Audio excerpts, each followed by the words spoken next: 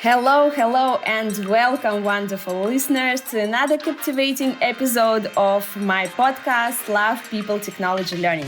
And I am your enthusiastic host, Tamara Kacharova, and I'm absolutely thrilled to have you join us once again for another exhilarating dive into thought-provoking conversations. Each episode is like embarking on a journey to unlock a treasure trove filled with wisdom and captivating stories. So I always suggest folks start their first line of a script with a very curious question. If we were talking about coffee, I wouldn't just say, you start your day off with coffee every day. That's not exciting. But what if to steal a line from one of my favorite YouTube videos, they said, what is the most widely used psychoactive drug in the world? And it's like, people are like, what on earth is that psychoactive drug that everybody uses? Oh, it's coffee. And so then I have a way to engage people. If you love to do something with a passion, you will find new ideas. But if you don't have time, when? It's why I love AI and I love technology, because they can save my time and I can find something new. What's your favorite language with your AI avatar?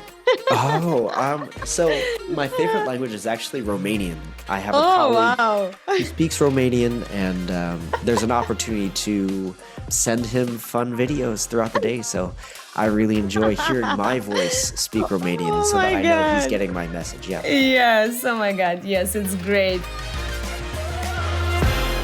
With over 2 decades of immersive experience in talent development, orchestrating workshops on soft skills for managers and steering exceptional training teams, I've devoted my life to unraveling the depths of human potential and fostering enduring connections. As the visionary CEO of Lanes AI, a pioneering scenario-based learning platform, I remain steadfastly attuned to market trends, while diligently meeting the evolving needs of our valued clients. And today, I'm beyond excited to introduce my new guest to all of you. Kevin Alster leads Synthesia's Alster's learning team, where he spearheads the development of the Customer Academy and groundbreaking generative AI videos. With a decade entrenched in the dynamic tech industry and a rich background in the educational role at prestigious institutions like General Assembly, the School of the New York Times, and Sotheby's Institute of Art, Kevin leverages cutting-edge technology to enhance communications and ignite innovation. Delving into the realm of avatars and AI creation, he envisions thrilling opportunities for immersive storytelling and AI-driven ideations, empowering individuals and organizations alike.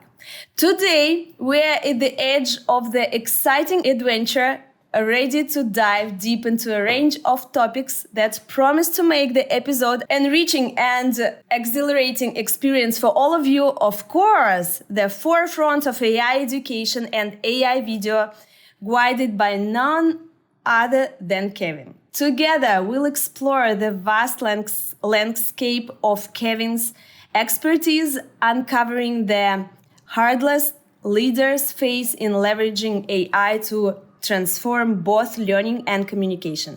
Buckle up for a journey that promises insights and innovation at every turn. Welcome to our show. Hi, Kevin. Hello. My great guest. How are you doing? And now I think I'm coming in loud and clear. Yes. We are laughing. I did not record Kevin's voice, and we started again. Welcome to my podcast. Yes. Just practice. Now we are ready.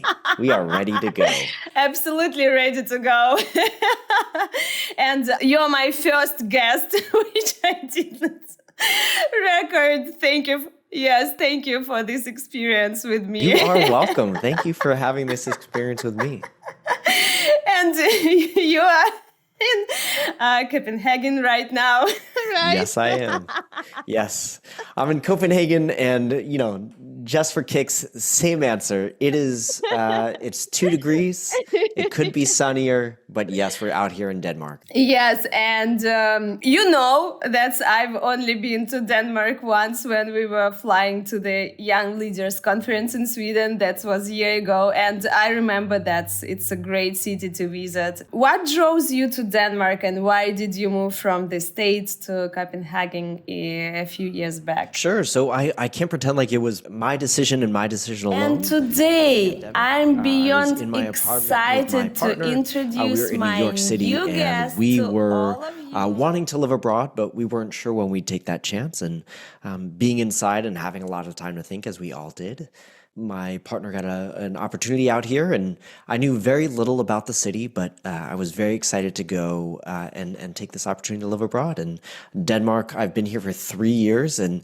it's been a wonderful place to live. It's my first time really living outside of the U.S., and it's been eye-opening. It's been very educational, but I met some great people out here. Denmark is a wonderful place. Yeah, but do you think you can move to another country in Europe? Sure. Oh, so I think there's a couple things that I have to consider. First is I'm always looking for where are there interesting companies with interesting products doing interesting things. And so I think that could definitely sway my decision. I'm always a sucker for good food, meaning I love food with spice in it. So I tend to find that my palate tends more towards the equator. If there's a warmer climate and there's spice, then I'll probably be headed there. But yes, absolutely, I could live long term. I'd love to live near the water. I live near the water now, but the water, I think this morning was about 7.5 degrees. Yeah. I'd love to live somewhere where I can go just outside and go to the beach every day. So eventually I will be moving probably closer to the Mediterranean. Oh, yes, maybe Sardinia. Like, I love this island, like so beautiful water and the nature. Like, yes. Okay, we'll see, yes. And let's start our conversation from diving into your personal career journey to becoming the head of Synthesia Academy. Can you walk us through the pivotal moments that led you to where you are today? I'm really curious about how your experiences in education intertwine with the world of AI, shaping your expertise along the way. To be honest, I wasn't always into AI. It's more something that happened organically. Originally, I started out just in education, and I was really fascinated with video. I grew up making a lot of, not short films, but even when I was a little kid, I was making short stop-motion films with my really basic push-button camera. Have always been into video editing and video production. But my career actually started out as a kindergarten teacher. And my first set of kids, I was a kindergarten teacher in Helena, Arkansas. It's a small town of about 8,000 people.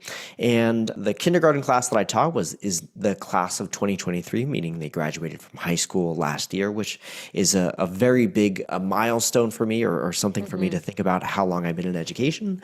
But I've always been fascinated by how learners, young and old, children and adults, learn through technology. And in particular, I was really fascinated by how young kids were learning reading through computer-based literacy programs, so learning reading through the computer. And what I noticed when I was doing my small group instruction, I would have about 10 students in front of me doing guided reading. I would have another 10 students who were on the computers, and this would happen for about 40 minutes every day. I noticed that some of the students, one of them in particular, my favorite student, Jada Nurse, was putting together 3-letter words and then supposed to be reading them out. And I noticed she was stuck on the same screen for about 30 minutes. So I decided to plug in a set of headphones and listen to what she was listening to get a sense of how she was learning to read through this program, or how she was learning to read these 3-letter phonemes. And I found out that it made a very cool DJ sound that she really found entertaining as a 5-year-old, that she would just be picking up letters and not putting together the letters into words, but just picking up the letters and hearing these funny sounds. And it had me thinking there has to be a better way to design a computer-based literacy program.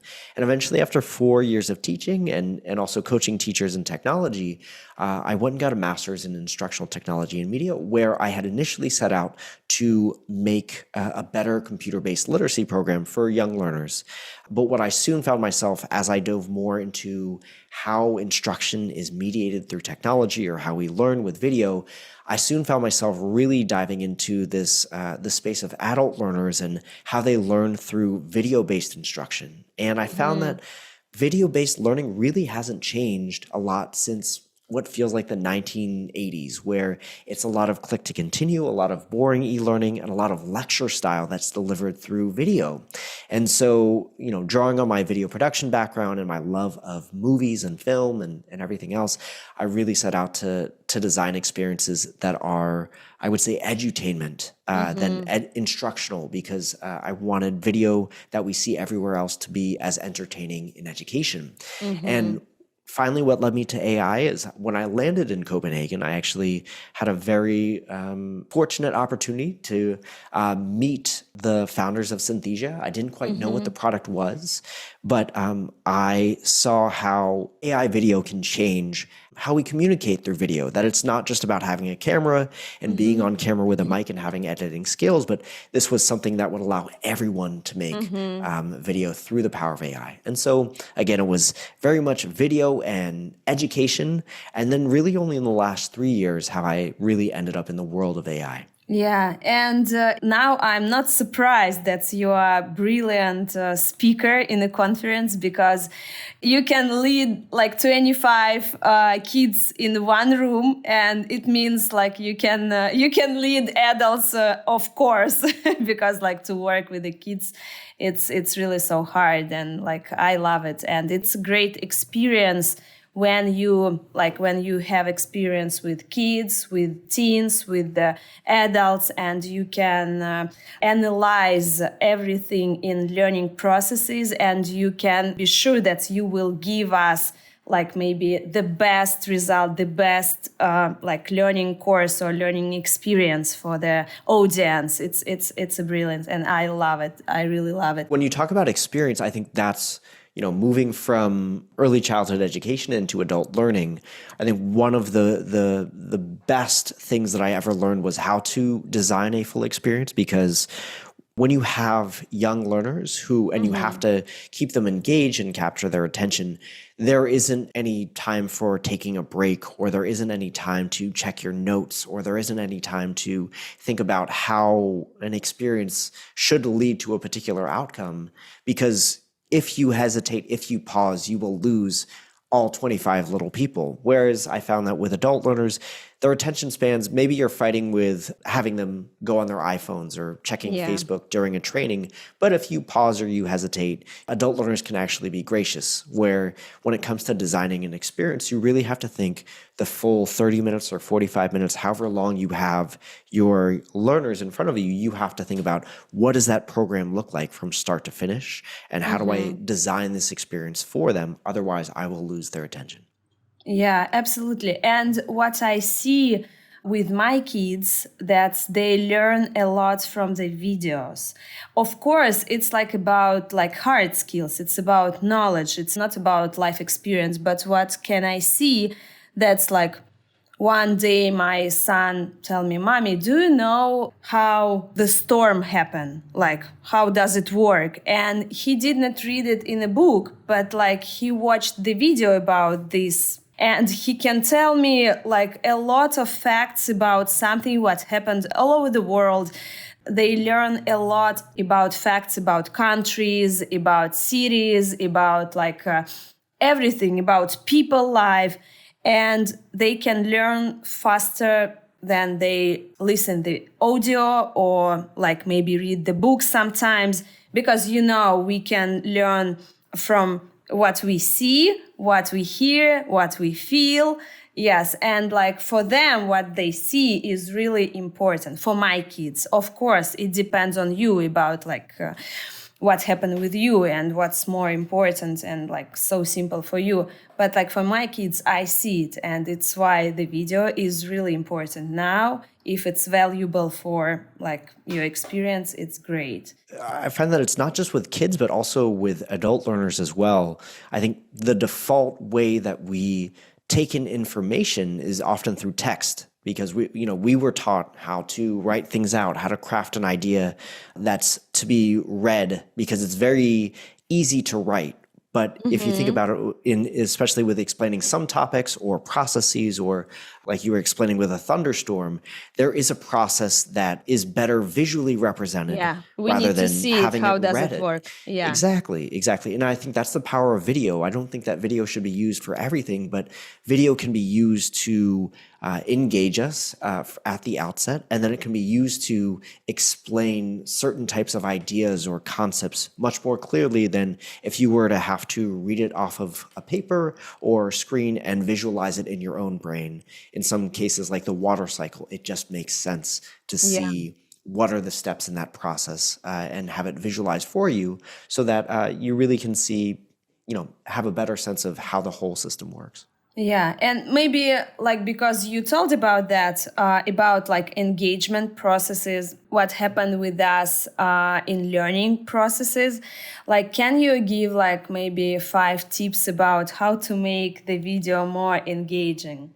Like because you told about that. When it comes to video, I think where most people's brains immediately go to is, how can I show something on screen? How can I start, like a TikTok video and really grab people's attention? But the first place I always tell folks to start is you have to be even thinking about before you start, shooting stuff with a camera or have an audience. It's really important to think about, who is this video for and what do you want the video to do? I think that's the most important point, because if you aren't designing video or really any other messaging without a specific person in mind, then you're really just making it for yourself. And you're making design decisions based off what you think is cool. So the first thing that I always suggest people start off with is a sentence starter with, who is this video for and what do you want them to do? When you picture in your head you're designing a video, let's say for helping somebody to understand how storms work. If I were designing a video for your child who's asking about thunderstorms, I would think about, what do they find interesting? What do they find fascinating? What do they need to do with this knowledge? And so in my head, I'm thinking I'm designing for a child. So I want to use brighter, more visual, pictorial examples of the different parts of a thunderstorm. But then I'm also thinking about, what do I want them to do with this knowledge? I want them to be able to look outside and look at a cloud and maybe then decide, is it going to have lightning based off the cloud that I see? So notice that I'm really thinking about, what is the learner supposed to do with this knowledge? So first and foremost is to, before you even make your video, really know who you're designing for and what you want that video to do, or what you want this person to do with that information.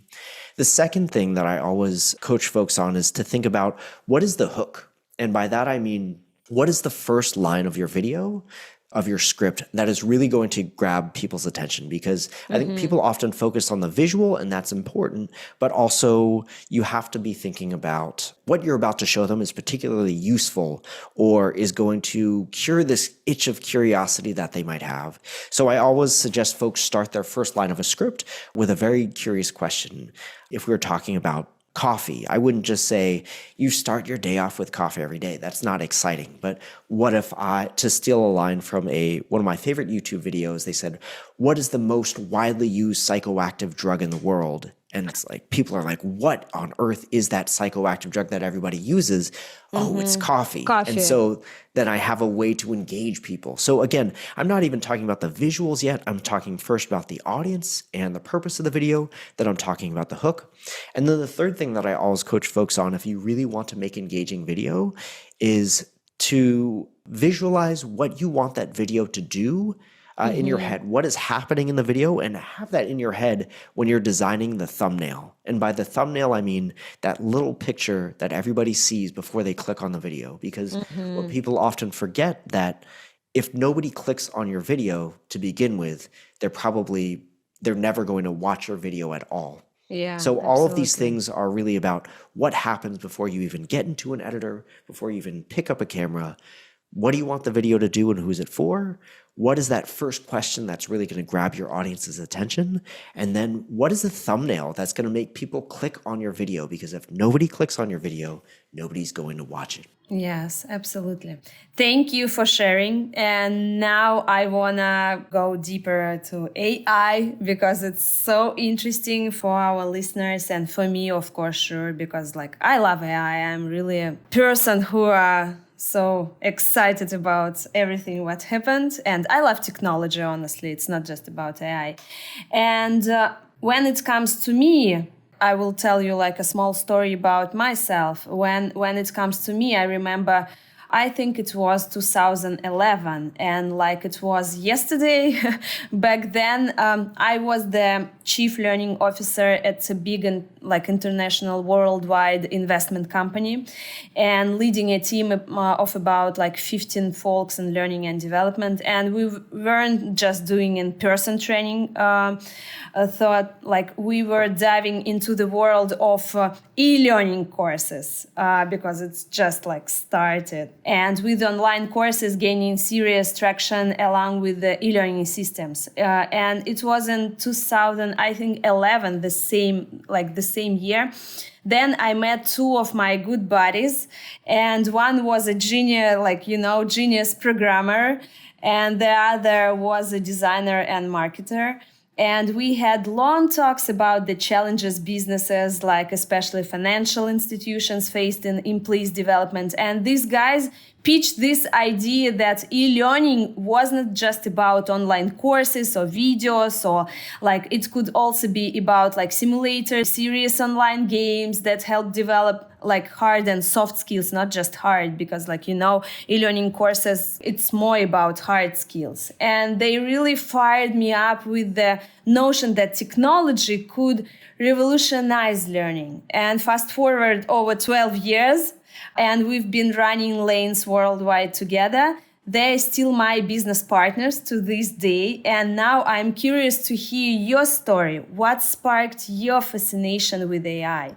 Were there any like particular moments or experiences that ignited your passion for this field? Like I'm keen to hear about the journey that's propelled you into specializing in AI and education, because I'm really curious about that. My fascination is around two very simple things. The first is less an AI problem, more a video problem, so we can talk about that.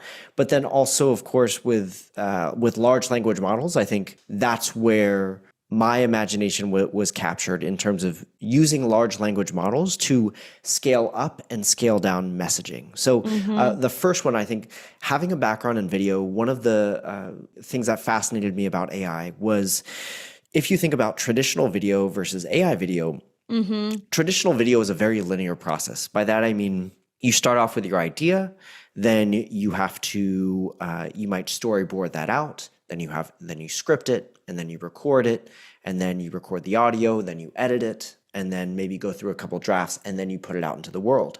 And with traditional video, once you go through this linear process, if you want to make a change, meaning let's say you get feedback that something needs to change in that video, or it needs to be, maybe you have an image that needs to be switched, you need to go back into that editing process and you need to re-record your video or re-edit that video.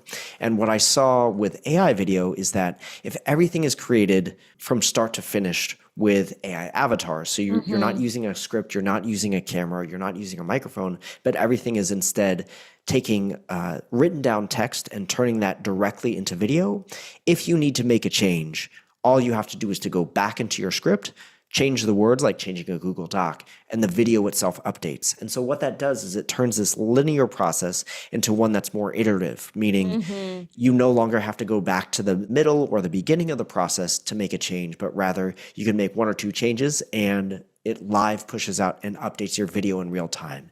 And that for me is fascinating, because what it means is that it turns video from this thing that when you create a video, it has a shelf life, meaning as soon as you put a video out into the world, it's old information.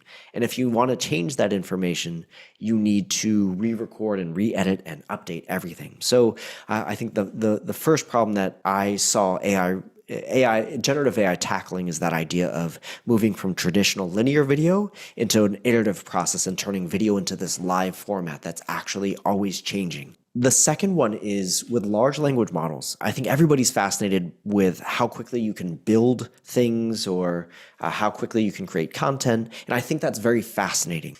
But I think one of the strengths of large language models that everyone can take advantage of is the ability to take an idea and scale it up in expertise or scale it down in expertise. So what I mean by that is, let's say you're trying to train a bunch of data analysts to become data scientists.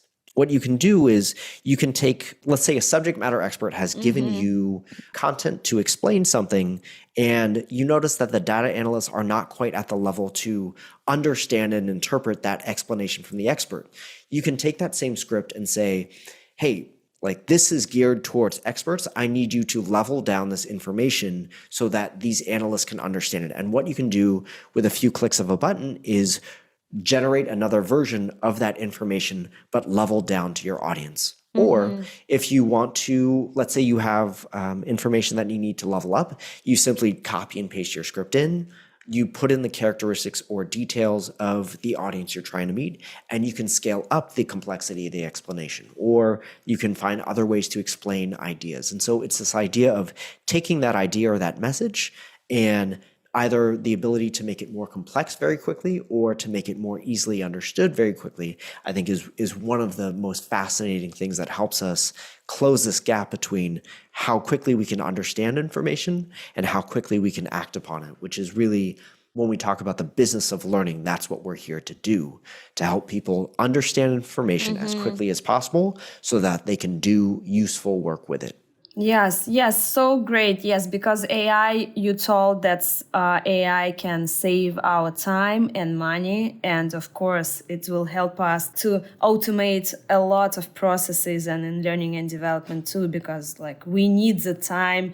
And I talked to my great friend. He works in consulting company, the worldwide, and he told me that they need AI videos, and because they make a course with the speakers like from Harvard, from like Stanford, and they need to record the video with subject matter experts, and when they need to re-record it to add some new information to the course, they need to accept it from the speaker and they need to ask them. And now they can do it with the AI video and with your company too. I heard about you from my friend. Yes, and it's great, yes, because it will help us. And now onto the future, as someone deeply entrenched in AI video technology, I'd like to hear your take on its impact on the workforce. What do you see on the horizon? How do you envision AI video revolutionize workplace dynamics and information sharing across different industries? What do you think about that? What changes when we actually talk about generative AI video and in terms of what the technology allows us to do?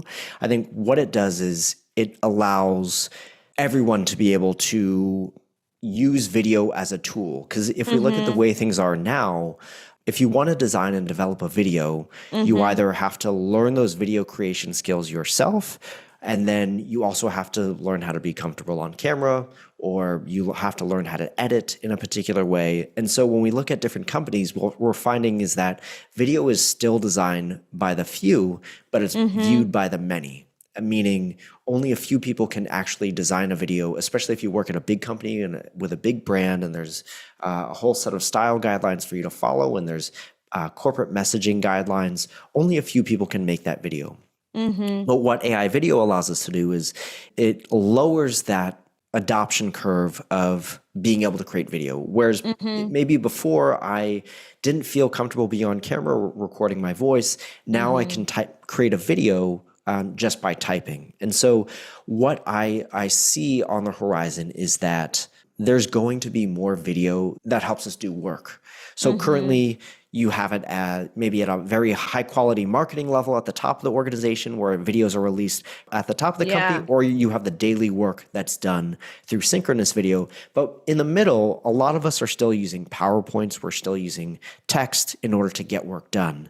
But outside of work, how do we communicate? How do we get new information? Even how we're talking about right now, a lot of it is through video. And so video feels like it's everywhere else except for really in the learning space where we're still asking people to learn through courses and text-based resources. So I'm excited for this future where we do a lot more communicating through video, and we share a lot more information and get work done through using video, especially if you think about the devices that we use. I don't think we'll always be using a laptop computer. A lot of the information that we consume is on our phones, and already it's difficult to read on a phone, especially if you're walking or on the go. Yeah. Whereas if you have video, in some cases, that's going to help you communicate different types of information. So I see with AI video, a lot more people are going to be making that video and then also communicating differently and sharing information in different ways. And so I think we're just at the beginning of this stage with AI video. And very important subject, and I'm sure our listeners are waiting for this question. AI video implementation in businesses. With your expertise, and with your experience as a speaker and AI advocate, I know you've faced your fair share of challenges. Can you please shed some light on the common obstacles organizations faced in adopting AI video solutions? And of course, any tips for our listeners? For sure. So I think that one of the common obstacles organizations face, and if we look specifically at learning and development, it's about finding a job for video. I think a lot of the way that we deliver learning experiences is very much based on this idea of delivering a lecture where the person who's creating the video is kind of like the teacher and those who are watching it are kind of like the students. But in reality, that's not really how we learn for work. We're not always looking to experts to teach us what to do. Sometimes the obstacles that we face are just figuring out how do I tackle this small obstacle in front of me. And so the first obstacle that organizations face is figuring out a job for video and not having it be these long lectures or recorded webinars that communicate this information, but rather if we want people to be able to find the solution for the work obstacles that they're facing, we want to make sure that this information is as bite-sized and viewable and actionable as possible. So finding places where video is a fit for that task, because sometimes you just need a checklist to get things done. You don't need to watch a 30-second video. Another obstacle that organizations are facing, especially when it comes to learning and development, is this idea of finding the right place, not just a job, but also the right place for a video.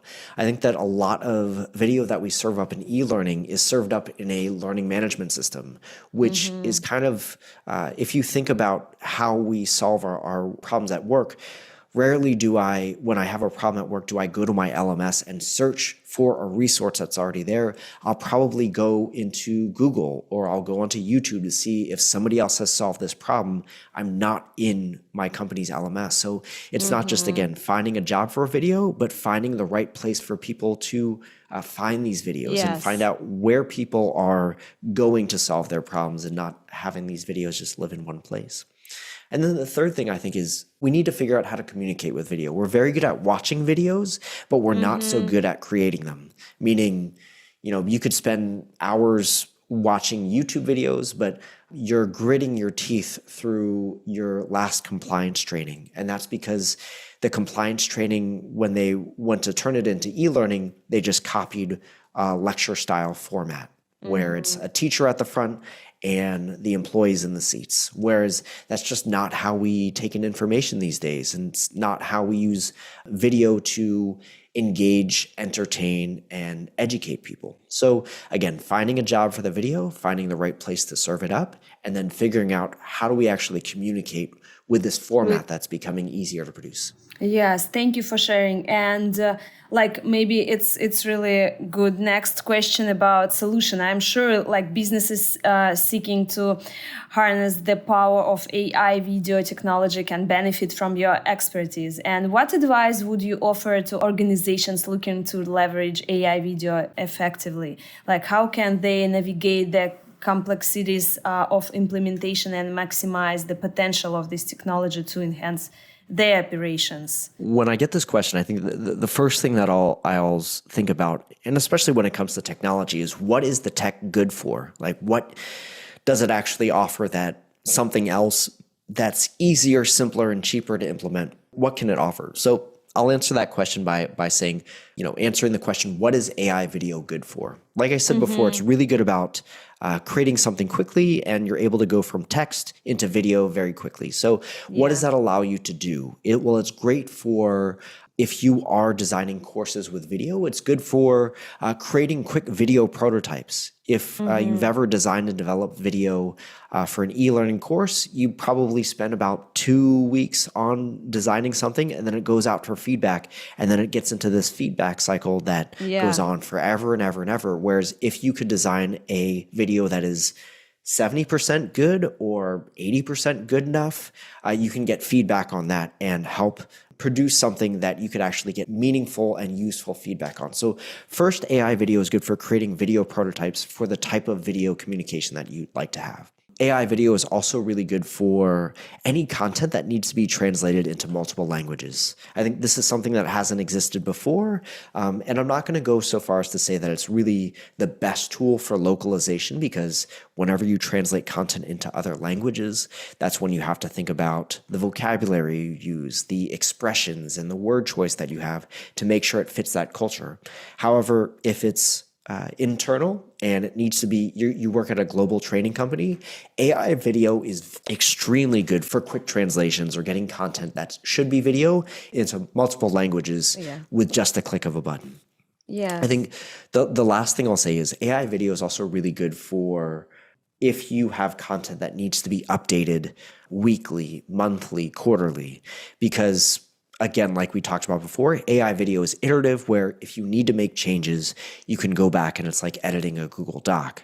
And so if you have, let's say, a monthly report, data report that goes out to your L&D team that talks about the performance of the last set of learning courses, what is the current data snapshot? That's something that can be communicated very easily through video, and you could keep the same format or you can templatize it and just sub out the script for the voiceover. So again, if you have video content that needs to be updated quickly, these are 3 very good fits for AI video.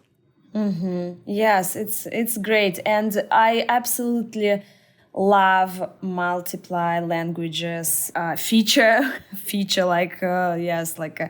which have AI videos, because I love the video when one person can speak different languages, like real person, not AI avatar person, but like a person who can speak in different languages with different accent. It's amazing video, I think in TikTok or somewhere. Like I love to watch it. But like when it can make a video AI avatar from 1 minute, like it's a great for worldwide companies. It's really important in learning and development departments. It's really important because people all over the world. And how did you tell about like culture code, about like some examples, everything what happens in different countries, it's different. And yes, and I love it. That's you can implement so quick new instrument for learning and development processes. Yeah, it's really helpful. And what I'll also say is if you're working in customer education or anything customer facing, I think it's important to think about what are the opportunities that come with being able to speak in other languages. For example, in client services, I have what I call the 4 touches, which is you want to build and maintain a relationship with a client, and you can do that very easily using AI video. So for example, I have a client that's based in Kuwait.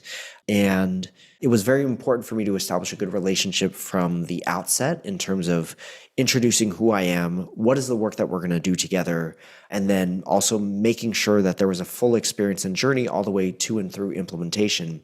And the way that I did that is what I call the 4 touches, which is the first touch is a video just introducing myself and what type of work I do. And that video is with my AI avatar, and it's me speaking in Arabic because that is my client's preferred language. And so the first touch is introducing myself and the work that I do. The second touch comes 2 days before we're supposed to meet over Zoom or in person. And that's also in Arabic that just says, hey, this is what we're going to cover. And again, that video is in Arabic. The third touch is me in person, where I'm obviously speaking in English, but my avatar and that second language has paved the way for me to have a very good in-person experience. And then the fourth touch is a follow-up recap. Again, my avatar speaking in Arabic, just saying, hey, this is what we covered. We'll check in 2 weeks. But again, it's using a second language as a way to connect and personalize messaging and make for a premium client experience. And it's something that I couldn't do before. And in reality, a product that creates videos using artificial intelligence is replacing human work. You know about that. And it's like, it's true. That means many professionals in education and like in learning and development won't be as in demand. So what skills, competencies, and knowledge do you think a professional in training and development should have to avoid being replaced by AI-generated videos? So whenever I encounter the threat of AI in the wild, I always tell folks, look in your daily experience to figure out if this is actually true, meaning, do you know people who have actually been replaced by AI? Because I think there's always whenever new technology comes out, a lot of folks feel threatened by what they think it can do versus what it can actually do. And so in terms of not being replaced by AI video, the first suggestion that I always have for folks is that they do what I call unbundling their work. Meaning whether you're a manager or you're an independent contributor, you should look at the projects and the work that you've done over the past quarter and say, what are the tasks that I actually did? What was my day-to-day work like? Was it more design oriented? Was it more development oriented? What was the actual work that I did day to day? And lay that all out in front of you. And then look at your experience with large language models like ChatGPT and say, what can this large language model actually help in my work? What is it actually going to make easier? What is it going to replace? And then look at what are the opportunities. I don't prefer to look at AI as a threat, but more as an opportunity, meaning if you understand kind of what jobs it can help you do or help you to work faster or help you to think more clearly, then that actually frees up so much other time for you to innovate and think about what are the other things that you would do if you had more time. So the first strategy that I always recommend folks do is unbundle your day-to-day work, because the instructional design profession actually hasn't changed that much in the past 20 years from when it was training delivered in the Army, where we're still designing these training courses for people to do things, but it's still largely lecture-based. And so I think it's an opportunity to look and see what is new. And I saw you kind of reacted to that, unbundling your tasks. Is that something that resonated with you? Yes. Second point is resonate with me absolutely, like 100%, because I don't like to make a job which lose my time, and because I love to create some new ideas like innovations. If you love to do something with the passion, you will find new ideas. But if you don't have time, when? Because the time just 24 hours per day, and yes, and I love it. And it's why I love AI and I love technology, because they can save my time and I can find something new. Yeah. And next question will be about I will explain my question. In my business lanes, I'm always super inspired by our clients' successes. And I love seeing how they get stoked about like working with our product, growing everything and being part of global solutions. And you know what? Like chatting with fun, well-rounded folks from all over the world always fired me up too. So what about you? What inspires you in your company and product? And what keeps you going every day? And like from your initial spark of interest to our current role, like I'm really curious about the motivations and passions that drive your work. For sure. So I think the most foundational one is just going back to my love of video is I'm really motivated to change how tired and boring e-learning video actually is. So boring, like I'm ready to sleep. Exactly. And it really hasn't changed as long as I've been in e-learning, meaning if you look at compliance training, if you look at onboarding videos, if you look at even really traditional video-based learning, a lot of it, again, just goes back to that lecture style. And what I've always been confused by is that everywhere else in the world, as video has become easier to create, its cameras are more accessible to people.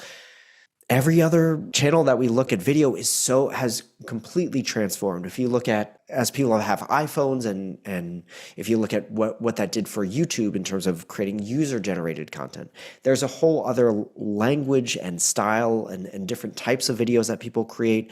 There's TikTok videos, which have their own purposes. Some is educational, a lot of it is entertainment, but that format and the style of delivery has changed to be even more and more engaging. If you look at the field of more edutainment, you have shows like Planet Earth that make nature extremely interesting, and the planet and conservation and environmentalism very interesting. And you look at Masterclass and how we leverage celebrities and personal brands to help educate people. And then you kind of flip back into your company's e-learning. It feels like somebody's just speaking at you. Whereas, I understand the need to create something that is useful and is so targeted towards driving business value. But when people say that and then they produce boring learning, or they're not thinking about how we engage the emotions or how we engage people and capture their attention, then what use is this really boring e-learning? So that, I think, is fundamentally one of the first things that always that drives me as far as helping to create a better world with video, is that I want more people to be creative with video and to be able to create video, because when more people can do that, we've seen how the medium can just evolve and grow. I think from a customer education standpoint, another thing that really motivates me is that there's so much AI propaganda on the web. And by that, I mean, there's either people who really target people who are worried about losing their jobs, and they come at it from if you don't learn this, AI is going to steal your job, and really trigger fear in people rather than showing them the opportunity, and really take this conversation away from the fact that AI is just a tool that we have, that we always have new tools that are coming in.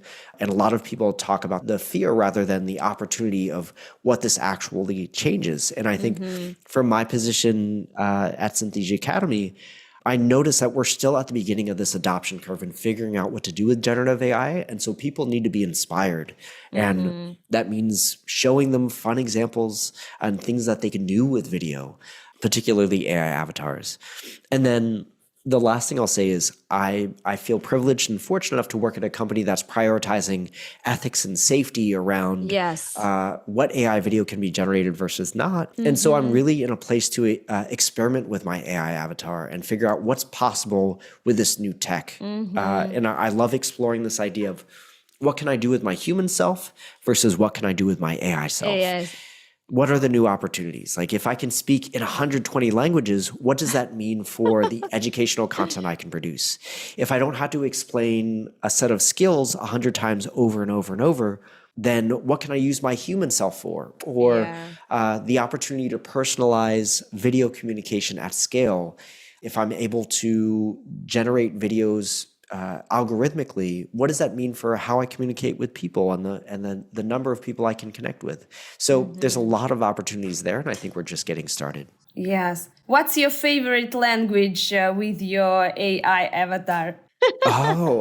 So my favorite language is actually Romanian. I have a Oh, colleague wow. who speaks Romanian, and there's an opportunity to send him fun videos throughout the day. So I really enjoy hearing my voice speak Romanian Oh so that my I know he's God. getting my message. Yeah. Yes, oh my God, yes, it's great. And like yes, you told now it's brilliant when you can talk with your friends all over the world, not just in English with the native language of your friends, because like if you're English native speaker and you have friends like from Romania, from Italy, from like all over the world, I think they're really so excited to get your video with their languages. Exactly. And it's opportunities like this that I get so excited about with AI, where a lot of people are thinking about the threat. And there is an obvious threat to having your identity copied. There are so many scary stories about people who've had their identity or their voice copied, but also that's just people being malicious with a tool versus the tool being malicious itself. And I think if I look at my privilege as an American and having a lot of people speaking English as a second language, what happens that is new with this tech is that, I mean, it's on me to learn how to speak in other languages where I want to communicate with people.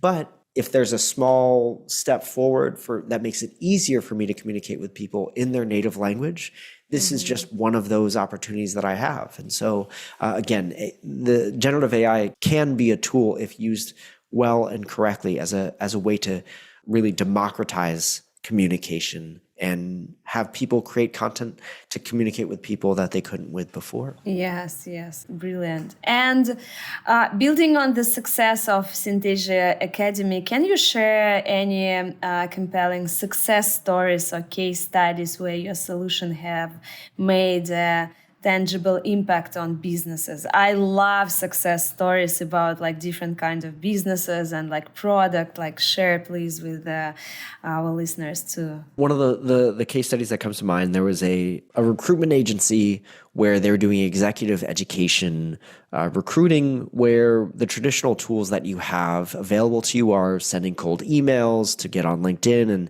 and send a lot of text-based messages. It's really just the format that we all use in the professional world to communicate with other people. And they were looking for a way to stand out to candidates, to get them to apply for these positions. And what they decided to do is they created AI avatars of themselves, and they ended up sending personalized video messages to each of the potential candidates that says, "Hey John, hey Tamara, hey Stacy." So the video is directly addressed to them, and it's in the candidate's preferred language of choice. And it's a short video that just says, "Hey, you have this opportunity, check this out." And what they found by employing this strategy of using a personalized video first message is that their open rates on their recruitment emails and how they are engaging potential candidates went up by 200%. And they were able to, whereas before they could produce maybe 4 or 5 videos per week because of the time constraints they had. Suddenly they were able to produce upwards of 125 videos weekly. And so they're able to generate these personalized video messages at scale. And again, it's 200% engagement rate, meaning they have 4 times the open rate that they did before. A lot of the benefits when it comes to AI video are obviously around cost savings, because one figure that comes up again and again is that if you are to produce a high quality video with a talking head, that's anywhere upwards of $5,000 to $10,000 per video. And so one client that we work with, DuPont, a Fortune 100 company, a chemicals manufacturing company, they were producing instructional content for their Operational Excellence Academy because they're going through a digital transformation. They're producing courses and resources that had video. It costed them $10,000 per video to produce something with a talking head. And whereas that would also, you have to hire an external studio, you have to hire editing experts. That's a skill that they were able to bring in-house. And I think as a learning and development team, if you're able to, we're always viewed as a cost center. And so if you're able to prove that you are saving this amount of money by using this new piece of technology, suddenly that looks very beneficial to the rest of the business. And it also turns the L&D team into, when they build that video competency, they become the experts in video, whereas they maybe hadn't been able to do that before. And one thing I'll also share about this process is that with AI video, a lot of the work that's done is around templates, meaning just like you create a PowerPoint and you have different layouts for different types of information, you can do the same thing for video. And all the subject matter expert has to do is write in their script as they would typing into a document. And the final output is a fully polished video. Whereas the subject matter expert before, you'd have to get information from them, translate that into a script. You'd have to send it to the subject matter expert to get their sign off.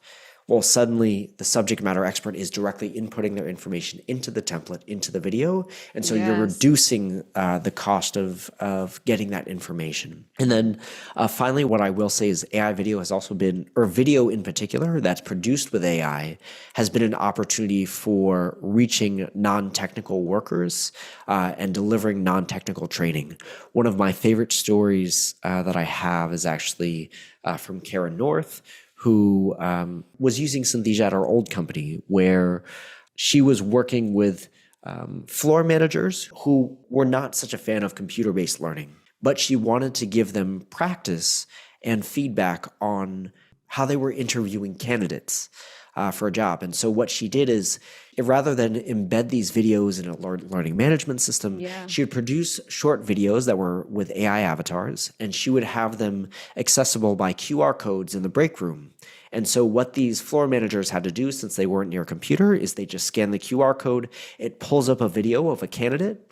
They get to practice, based off that candidate's response to certain questions, would they hire this person or not? And submit their answers to the learning designer, who is then able to assess how is this non-technical audience building this soft skill of working with managers or not. So some cool opportunities all around. Yes, oh my God, amazing stories and about hiring people and implement some learning product and yes, it's an amazing. And I love my next question because it's question and for me too, because we all know that in the ever-changing landscape of AI and video technology, staying informed about emerging trends and developments is crucial. If you are interested in creating a product, you should look at a lot of pictures and design solutions, interfaces like companies, products, and so on. And so visibility is very important. In the same way, you need to be able to see things. So I want to ask you, what do you watch, read, and what do you get inspired by in the field of technology, in the field of AI video, in the field of artificial intelligence development, in video products? Share with our audience and with me, sure, which is listening to us now, some resources that you read and watch every day. Somebody who I think is really getting educational video done right is Webflow University. I'm not sure if you've had a chance to see them, but Webflow is a tool for designing websites.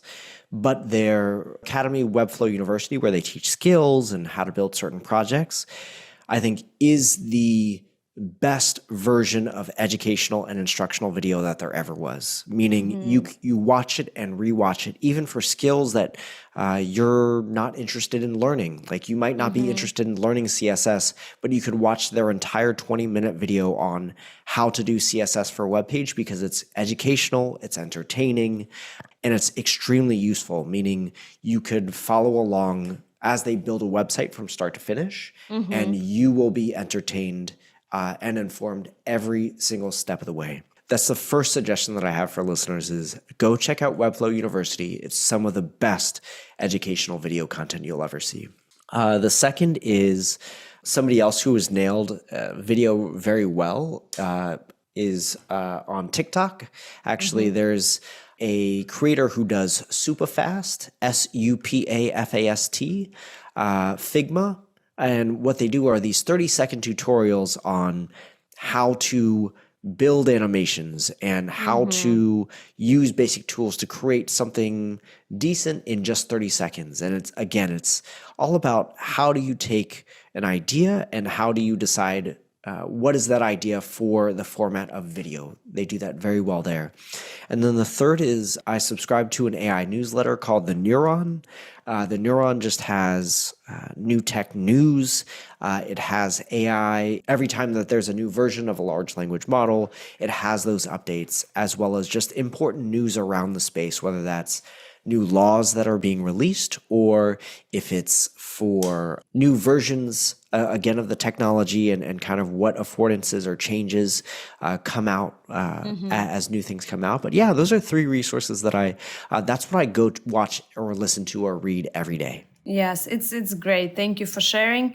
Because yes, how I told, it's really important to watch, and visibility is the important, and you need to see so beautiful things and stuff which inspired you, and you can share. After that, you can implement something to your product and create something some innovation too. Yes, and I love it.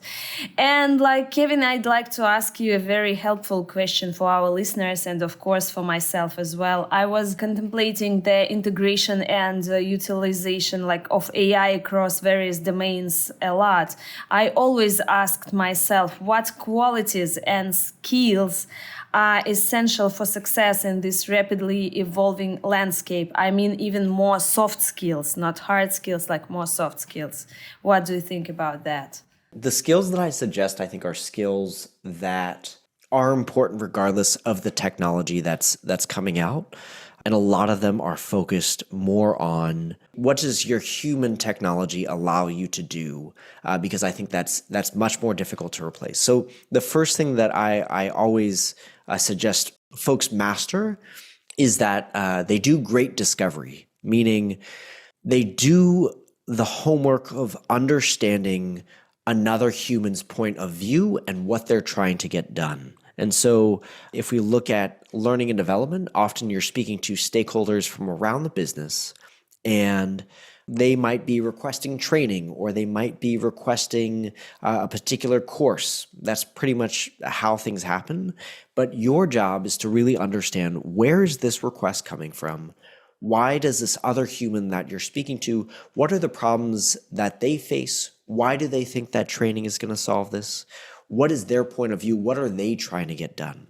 And so this idea of doing discovery well, where you get to the root of problems, and not just the root of the problems, but understanding their point of view and how they see the world, is critical to designing solutions. So that, I think, is part of the course, is really learning interviewing skills, where you are not just checking off questions from a box, but more so asking why things are a problem, or getting to know the person and why they are asking these questions in the first place. The second quality or skill, it's more of a mindset. I think that a lot of folks in learning and development can benefit from is that attention is earned, it's not assigned. And by that I mean training departments have had the privilege of being able to say, hey, new employee, I get to assign everything that you will have to do in the first 2 months of your development. And what I think that mindset does is it makes it such that the information you're trying to communicate, you're kind of just pushing or forcing information into somebody else's head. And we know that is not how great instruction works, but rather, if you approach that learner, again, by understanding their point of view and what are the jobs that this person is trying to get done, or what are the tasks that they're trying to accomplish, or what is motivating them, you could earn their attention and make it so that your content is actually useful for them to have. So again, attention is earned, it's not assigned. So even if you get to give another employee work to do, you have to think about why it's going to be useful for them, or what's the value for them, and design something that you yourself would want to take. So again, great discovery goes a long way, where if you get to connect with another human and understand their point of view and the challenges they're trying to solve, then it will be even more meaningful for you. Yes, thank you so much. And beyond your expertise in AI education, Kevin, what other roads do you explore in your personal growth journey? Let's uncover the diverse elements that contribute to shaping your character and your potential. I think for me, it's about connecting with other humans and just hearing other stories. I think I'm very much aware of what my reality is and what my world is and what challenges I'm trying to face.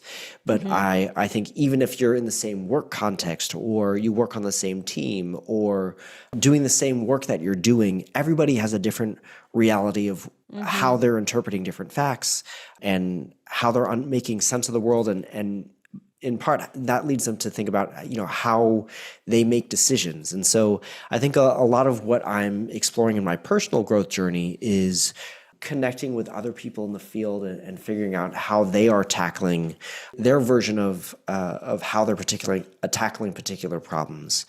I'm curious, what roads are you exploring on your personal growth journey? Great question, but sometimes I'm thinking about now I work I'm entrepreneur and I worked in a technology company, but sometimes I dream about small bakery near the ocean, with the with the customers there, and just spend time with the people to have a great conversation about life experience, traveling, books, arts, and that's it. And nothing about technology, but of course it's sometimes I think just it's not just about my personal growth journey. It's just something because Lane Sci, it's for my heart and for my soul, because we developed the industry with the AI in synchronized learning. But sometimes I want something another baby, because I love babies. I don't know, do you know or no? I have 3 kids, and Lane Sci, it's my 4th kids, and I want more.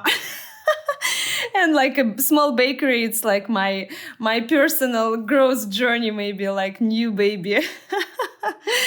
Yes, it's yes, if you want to do something, do it. Yes, and thank you for asking.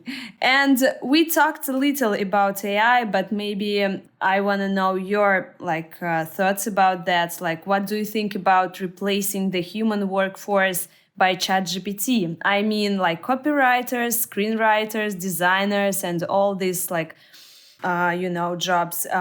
Is it the right time now to consider new fields for these people? What's your advice? What do you think? To go back to my original answer, I think it's when thinking about the AI hype, there's a lot of guessing about what the tech can actually do versus what people think it can do.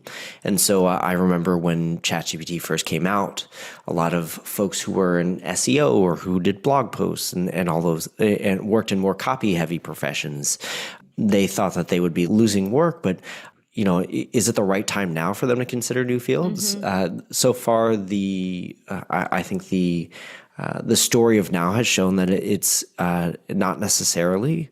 I think it's also really, really difficult to say, for those folks in those roles, I don't know what their everyday experience is like, or the stories that they want to write. Or one thing in particular about SEO, if you look at a lot of the content that comes up when you search for workplace problems, a lot of the SEO optimized content is very generic. And so I think it's an opportunity if you still need to produce that content so that you have blogs that are still SEO searchable, then you should also think about what are the other opportunities that you can produce to capture people's attention and figure out how you work with the technology. Do I think it's the time for them to start looking for new roles? I can't say, but my advice for them is to test and experiment and figure out what is the actual work that can be done with the tech at this particular moment, and what can they actually do differently with the tech. Yes, yeah, absolutely. And Now I want to ask like some interesting question about yourself. And as we unravel the layers of your cinematic tastes, Kevin, let's explore the real stories that resonate with you the most. Tell me, what's your favorite movie or director? My favorite movie, I would say my favorite movie right now, just thinking about movies that I've seen recently, one of the movies that I really liked that came out recently was called Anatomy of a Fall. I think it tells a very good story. And I think that there's a lot of directors out there that are using new technology to really engage the eyeballs and capture attention. But if you have a good story, then it's something that it's an idea that you'll be playing over and over and over in your head 1,000 times. And so if you haven't seen it, it came out recently, Anatomy of a Fall. And it's my favorite because it tells a story in a way that even though it's been a couple months since I've seen it, I'm still wondering, why did the characters decide to do what they did, or what actually happened when I thought I knew what the particular outcome was. And so it's very clever writing. Mm-hmm. But what kind of movies do you prefer? Like, is it like detective, or maybe it's comedy, or like drama or something? What's your favorite? Sure. So my favorite type of movie is definitely science fiction. What I like about it is that it shows us what life, it's a hypothesis or a guess about what life could be like in the near future. And even when we talk about AI avatars and the power of video, I think about this movie Minority Report that came out, I think, in the early 2000s, where there was a lot of thought that they put into in building this near future world. By near future, I mean what life could be like 50 years from then. There's a lot of different things that they talk about, like this idea that when you enter a store or you walk by a display, it would recognize who you are and give you a personalized message. Well, that's something that we're able to do now with AI avatars, where we're able to produce a human and we're able to deliver a message. So it's kind of cool. It's one of my favorite movies for that reason. Yes, I love it too. But like in the other hand, I love, like, I am really a fan of Agatha Christie and like her detectives about like Hercule Poirot and something like that. And when I want to stop to think about businesses, about like some stuff happened around me, I can save like 1 hour or like 2 hours for myself. I love these movies, and like, yes, like, I'm in focus, like, because it's something happened there and you're waiting for the end, like who killed this lady or who killed this man. Yeah, there's definitely a good story there and a good mystery that hooks you till the end. And I love her books and her movies, like, yeah.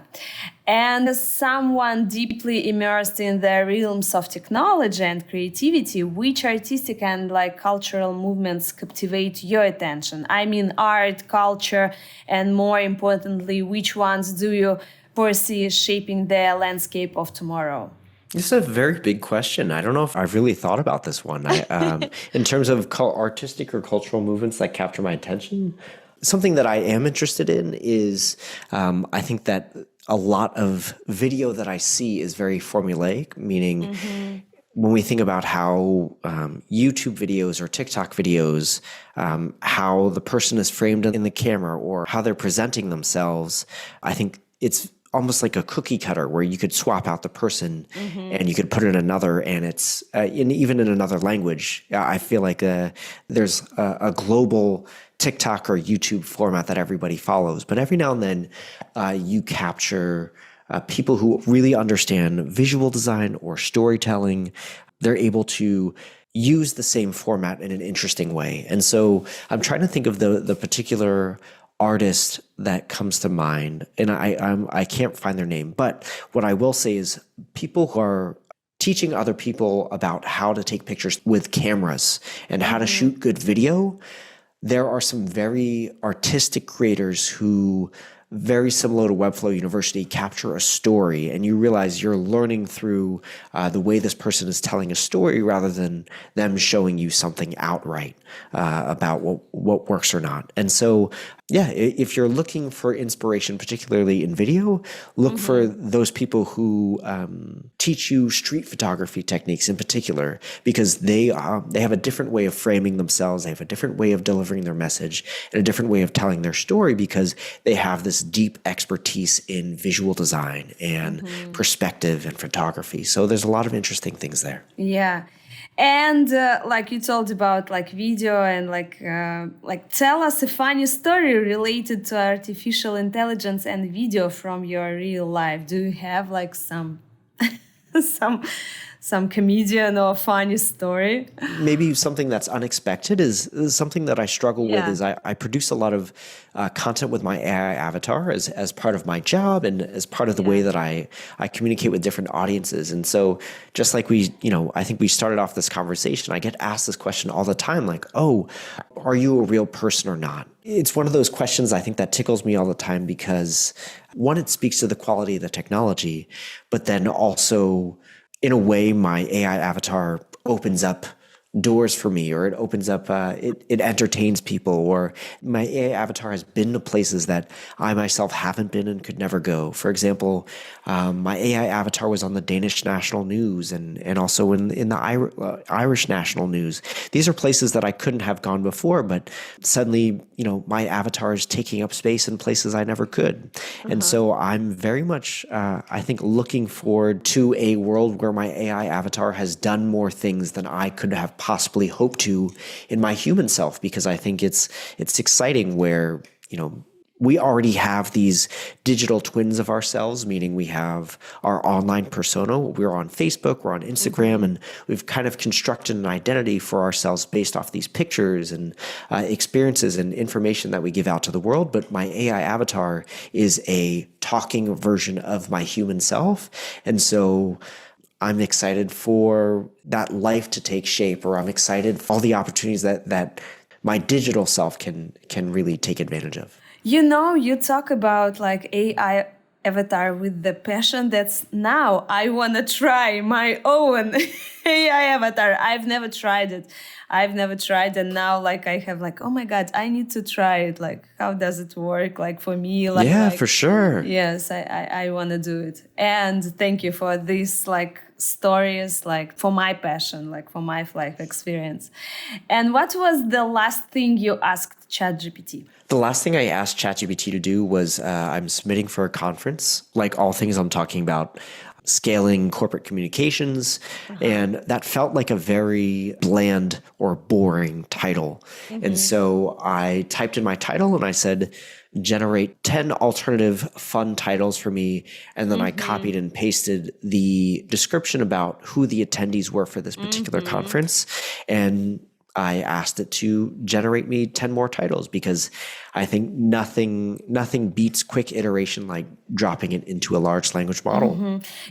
I talked to Laura Sanders in my previous episode in my podcast, and this question I asked always in my episode about like what was the last thing you asked ChatGPT, and she told me the same story, that it's really she loves to ask ChatGPT about like the theme, like the name, like yes, everything, because really ChatGPT can give great advice for that, and like yes, so interesting and engaging.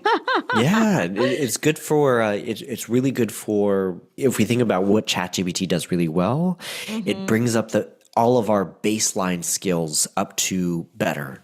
By that I mean, maybe I would have to go to a copywriter and be like, hey, I need 10 versions of this title. Can you help me brainstorm something? Versus this is something that I can save their time and do something else on my own. Yeah, yes. And my two last question will be like the same from episode to episode. And tell your favorite quatrain and explain why exactly you choose it. Maybe not quatrain, but maybe some lyrics from the song or something which you really love and remember.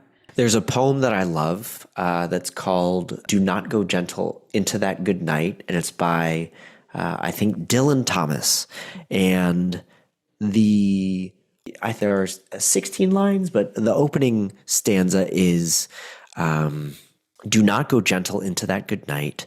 Old age should burn and rage, and at close of day, do not go gentle into that good night. And what it's about is, I think my interpretation of it is that it's about, even as you get old, you should always be trying your utmost until your very last breath, meaning every opportunity that you should have.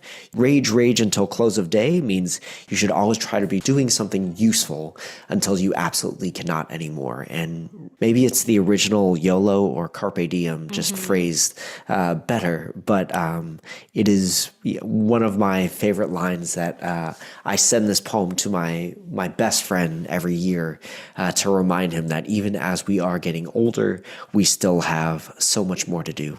Yes, great. Thank you for sharing. It's like, like a balsam on my heart, like for my soul, something like special. Yes, I love it. I really love it.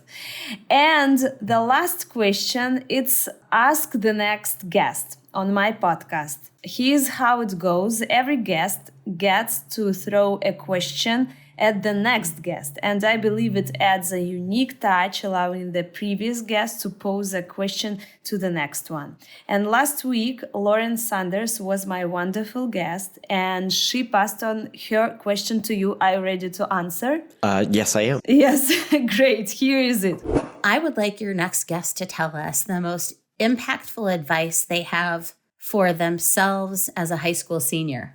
So some advice that I have for my younger professional self is, if you don't like the rules, change the game.